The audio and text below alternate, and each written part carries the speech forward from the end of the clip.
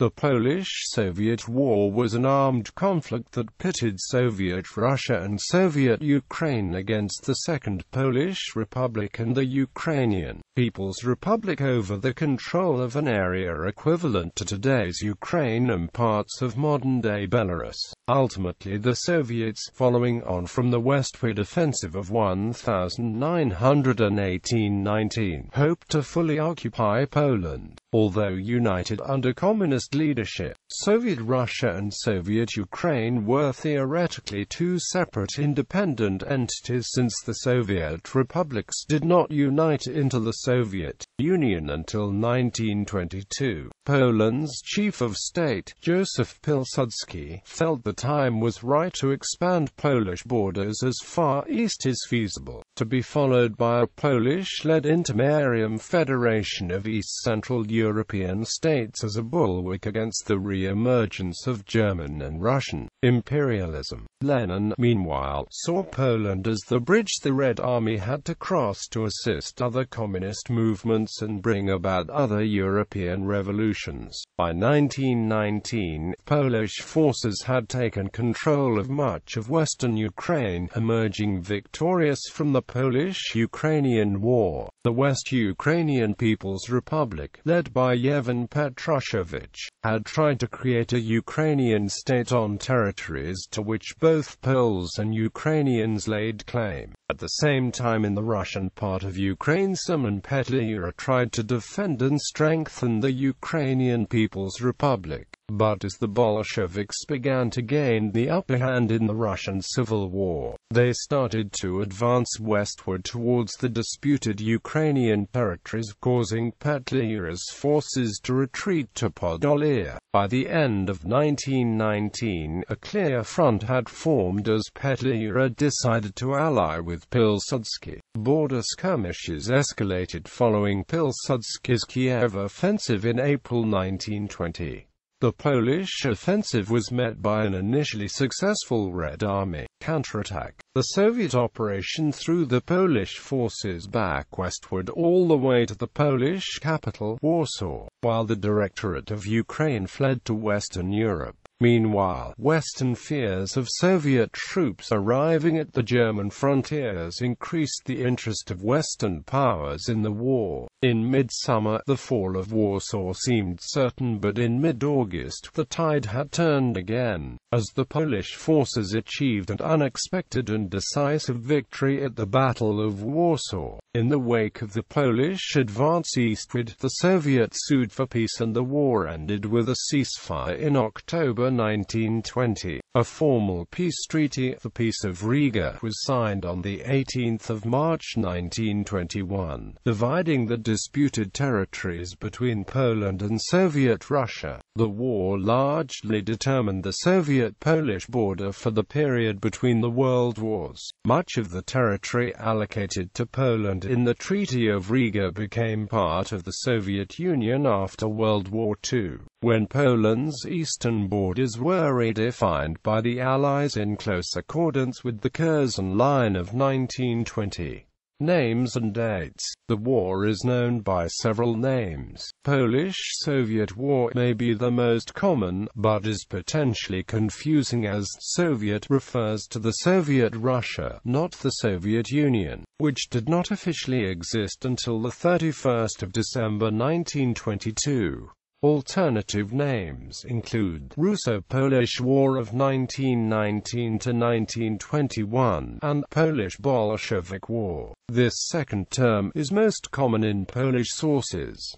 In some Polish sources it is also referred as the War of 1920. There is disagreement over the dates of the war. The Encyclopaedia Britannica begins its article with the date range 1919–1920, but then states, although there had been hostilities between the two countries during 1919, the conflict began when the Polish head of state Józef Piłsudski Piłsudski formed an alliance with the Ukrainian nationalist leader Szymon Petlura, and their combined forces began to overrun Ukraine, occupying Kiev on the 7th of May. The Polish Internet Encyclopedia Pone, as well as Western historians such as Norman Davies, consider 1919 the starting year of the war. The ending date is given as either 1920 or 1921. This confusion stems from the fact that while the ceasefire was put in force in the autumn of 1920, the official treaty ending the war was signed months later, in March 1921. While the events of 1919 can be described as a border conflict, and only in early 1920 did both sides realize they were engaged in all-out war, the conflicts that took place in 1920 were an inevitable escalation of fighting that began in earnest a year earlier. In the end, the events of 1920 were a logical, though unforeseen, consequence of the 1919 prelude.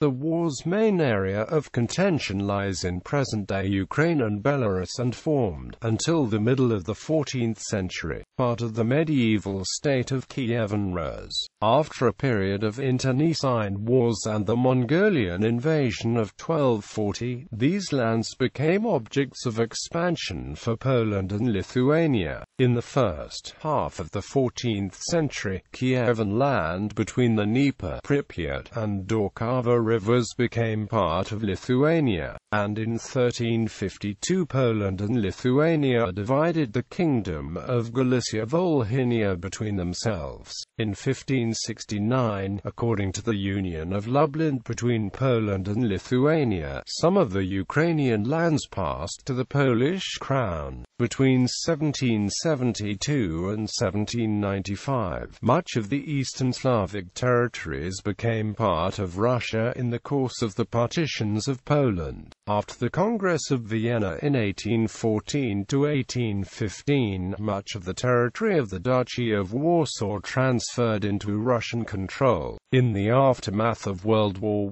I, the map of Central and Eastern Europe changed drastically. Germany's defeat rendered its plans for the creation of Eastern European puppet states, including one in Poland, obsolete, and the Russian Empire collapsed, resulting in the Russian Revolution of 1917 and the Russian Civil War. Many small nations of the region saw a chance for real independence and seized the opportunity to gain it. Russia viewed these territories as rebellious provinces, vital for its security, but did not have the resources to react swiftly. While the Paris Peace Conference of 1919 had not made a definitive ruling in regard to Poland's eastern border, it issued a provisional boundary in December 1919 called the Curzon Line as an attempt to define the territories that had an indisputably Polish ethnic majority. The participants did not feel competent to make a certain judgment on the competing claims. With the success of the Greater Poland Uprising, Poland had re-established its statehood for the first time since the 1795 partition. Formed as the Second Polish Republic, it proceeded to carve out its borders from the territories of its former partitioners.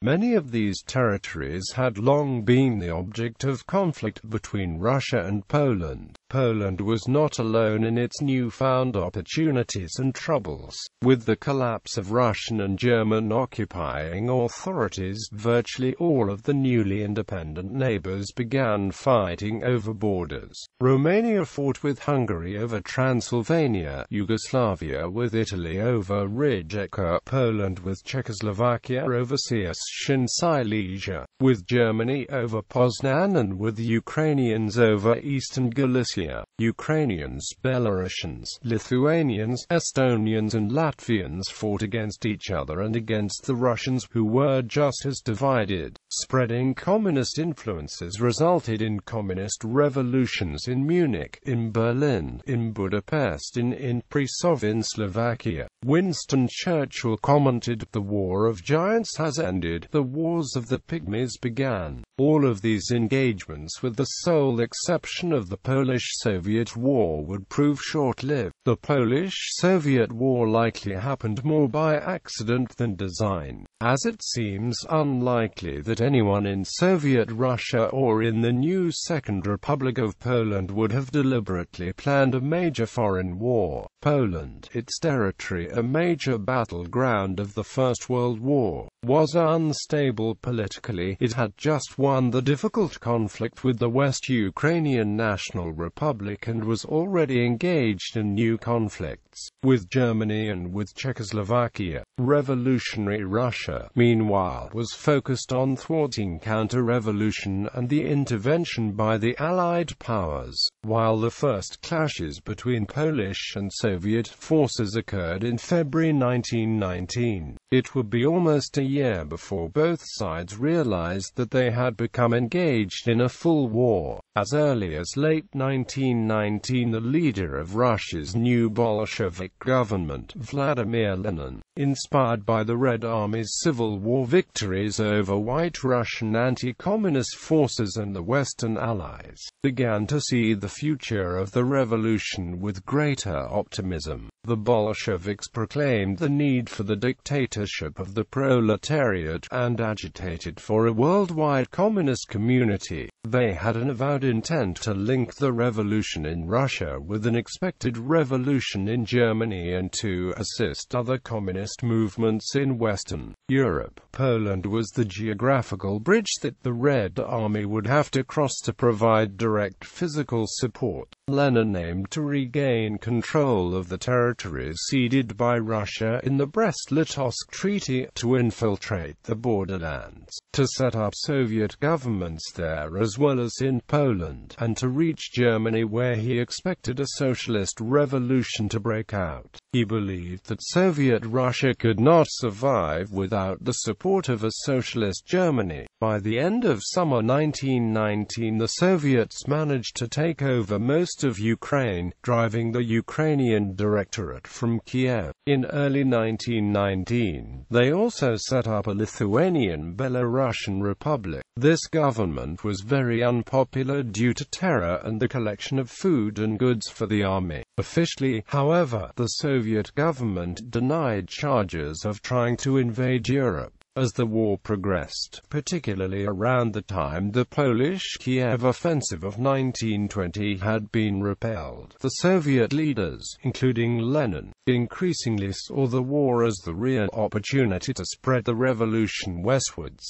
Historian Richard Pipes noted that before the Kiev offensive, the Soviets had prepared for their own strike against Poland. Before the start of the Polish-Soviet War, Polish politics were strongly influenced by Chief of State Józef Piłsudski. Piłsudski wanted to break up the Russian Empire and create a Polish-led Federation of independent states. Poland, Lithuania, Ukraine, and other Central and East European countries are merging out of crumbling empires after the First World War. He hoped that this new union would become a counterweight to any potential imperialist intentions on the part of Russia or Germany. Piłsudski argued there can be no independent Poland without an independent Ukraine, but he may have been more interested in Ukraine being split from Russia than in Ukrainians' welfare. He did not hesitate to use military force to expand the Polish borders to Galicia and Volhynia, crushing a Ukrainian attempt at self-determination in the disputed territories east of the southern Bug River, which contained a significant Polish minority who made up the majority of the population in cities like Lwow, in contrast to the Ukrainian majority in the countryside. Speaking of Poland's future frontiers, Piłsudski said, "All that we can gain in the West depends on the Entente, on the extent to which it may wish to squeeze Germany, while in the East, there are doors that open and close, and it depends on who forces them open and how far." Quote, In the chaos to the east, the Polish forces set out to expand there as much as feasible. On the other hand, Poland had no intention of joining the Western intervention in the Russian Civil War or of conquering Russia itself. Piłsudski also said, closed within the boundaries of the 16th century, cut off from the Black Sea and Baltic Sea, deprived of land and mineral wealth of the south and southeast, Russia could easily move into the status of second-grade power. Poland, as the largest and strongest of new states, could easily establish a sphere of influence stretching from Finland to the Caucasus.